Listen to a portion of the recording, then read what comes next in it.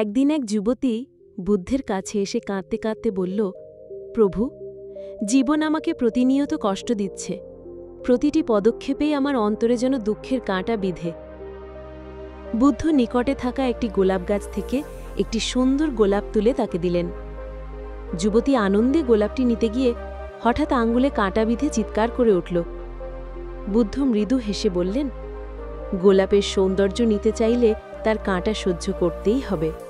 জীবনও এমনই, সুখ পেতে হলে কিছু কষ্ট তো স্বাভাবিক।